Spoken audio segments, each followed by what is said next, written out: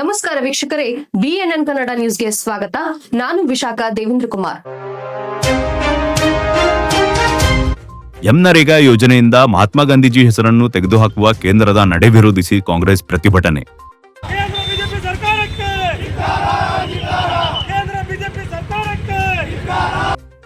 ಅಧಿಕಾರ ವಿಕೇಂದ್ರೀಕರಣ ಉದ್ದೇಶದಿಂದ 1993ರಲ್ಲಿ ಸಂವಿಧಾನದ 73ನೇ ತಿದ್ದುಪಡಿಯ ಮೂಲಕ ಪಂಚಾಯತ್ ರಾಜ್ ಅಧಿನಿಯಮ ಜಾರಿಗೊಳಿಸಲಾಯಿತು.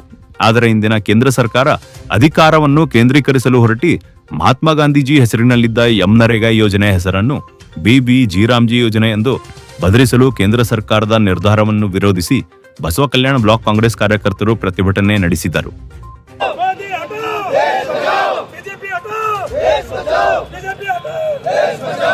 ನಗರದ ಅಂಬೇಡ್ಕರ್ ವೃತ್ತದಲ್ಲಿ ಕಾಂಗ್ರೆಸ್ ಕಾರ್ಯಕರ್ತರು ಪ್ರತಿಭಟಿಸಿ ಬಿಜೆಪಿಯ ಕೇಂದ್ರ ಸರ್ಕಾರದ ವಿರುದ್ಧ ಆಕ್ರೋಶ ವ್ಯಕ್ತಪಡಿಸಿದರು.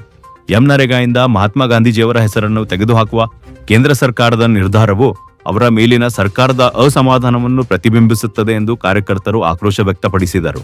ಕೇಂದ್ರ ಸರ್ಕಾರ ನರೇಗಾ ಯೋಜನೆ ರದ್ದುಗೊಳಿಸುವುದು ಸರಿಯಲ್ಲ. ಮಹಾತ್ಮ ಗಾಂಧೀಜಿಯವರು ಈ ದೇಶದ ಮಹಾನ್ ನಾಯಕರು. ಅಂತಹವರ ಭಾವಚಿತ್ರ ತೆಗೆಯುವ ಕೆಲಸ ಸರಿಯಲ್ಲ. ತಕ್ಷಣವೇ ಈ ನಿರ್ಧಾರ ಕೈಬಿಟ್ಟು ಮಸೂದೆ ವಾಪಸ್ಸು ಪಡೆಯಬೇಕು. ಇಲ್ಲದಿದ್ದರೆ ರಾಜ್ಯಾದ್ಯಂತ ಬಿಜೆಪಿಯ ವಿರುದ್ಧ ಕಾಂಗ್ರೆಸ್ ಉಗ್ರ ಹೋರಾಟ ಮಾಡಬೇಕಾಗುತ್ತದೆ ಎಂದು ಎಚ್ಚರಿಕೆ ನೀಡಿದರು. ಶ್ರೀ ರಾಮ್ಜಿ ಯೋಜನೆಯಲ್ಲಿ ಏನು ಮಾಡಿದಿರಿ?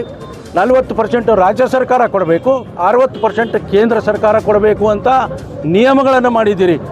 90% ಅನುಪಾತದಲ್ಲಿ ಕೇಂದ್ರ ಸರ್ಕಾರದ ಅನುದಾನ ಇದ್ದಾಗ ಇವತ್ತು ನಮ್ಮ ಕೂಲಿ ಕಾರ್ಮಿಕರಿಗೆ ನೀವು 15 ದಿವಸ ಒಂದೊಂದು ತಿಂಗಳು ಹಣ ಹಾಕಿಲ್ಲ. ಇವತ್ತು 60-40ರಲ್ಲಿ ಹೇಗೆ ಹಣ ಹಾಕ್ತೀರಾ ಸ್ವಾಮಿ ನೀವು? ನಮ್ಮ ಕೂಲಿ ಕಾರ್ಮಿಕರಿಗೆ ಇದರಲ್ಲಿ ಬಲಿಪಶು ಮಾಡ್ತಾ ಇದ್ದೀರಿ. ಇದನ್ನು ನಾನು ಕೇಂದ್ರ ಸರ್ಕಾರದ ನೀತಿಯನ್ನು ನಾನು ಖಂಡಿಸ್ತೇನೆ. ಕ್ರಿಯಾ ಯೋಜನೆ ಯಾರು ಮಾಡ್ತಿದ್ರು? ಮೊದಲು ಗ್ರಾಮ ಪಂಚಾಯತಿ ಸದಸ್ಯರು, ಗ್ರಾಮ ಪಂಚಾಯತಿ ಅಧ್ಯಕ್ಷರು ಕೂಡಿಕೊಂಡು ತಮ್ಮ ವಾರ್ಡ್ಗಳಲ್ಲಿ ಏನು ಕೆಲಸ ಕಾರ್ಯಗಳು ಬೇಕು ಅದನ್ನು ತಯಾರು ಮಾಡ್ತಕ್ಕಂಥ ಅಧಿಕಾರ ಗ್ರಾಮ ಪಂಚಾಯತಿಗಿತ್ತು.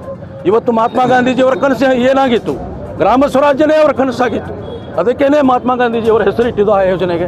ಅದನ್ನು ನೀವು ತೆಗೆದಾಕ್ತೀರಾ?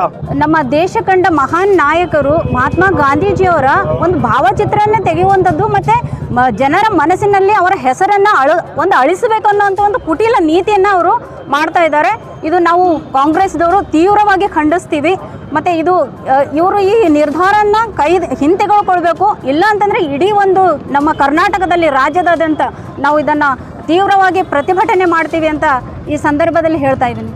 ಈ ಪ್ರತಿಭಟನೆಯಲ್ಲಿ ಬ್ಲಾಕ್ ಕಾಂಗ್ರೆಸ್ ಸಮಿತಿಯ ಎಲ್ಲ ಪದಾಧಿಕಾರಿಗಳು, ಕಾರ್ಯಕರ್ತರು, ಮಹಿಳಾ ಮೋರ್ಚಾದ ಪದಾಧಿಕಾರಿಗಳು ಹಾಗೂ ಅನೇಕ ಮುಖಂಡರು ಪಾಲ್ಗೊಂಡಿದ್ದರು. ಒಟ್ಟಿನಲ್ಲಿ ಹೆಸರಿನ ರಾಜಕೀಯ ಈಗ ಬಸವ ಕಲ್ಯಾಣದ ಬೀದಿಗಿಳಿದಿದೆ. ಗಾಂಧೀಜಿ ಹೆಸರಿನ ಉದ್ಯೋಗ ಖಾತ್ರಿ ಯೋಜನೆ ಮುಂದಿನ ದಿನಗಳಲ್ಲಿ ಯಾವ ರೂಪ ಪಡೆಯಲಿದೆ? ಸರ್ಕಾರದ ಮುಂದಿನ ನಡೆ ಏನು ಎಂಬುದನ್ನು ಕಾದು ನೋಡಬೇಕಾಗಿದೆ.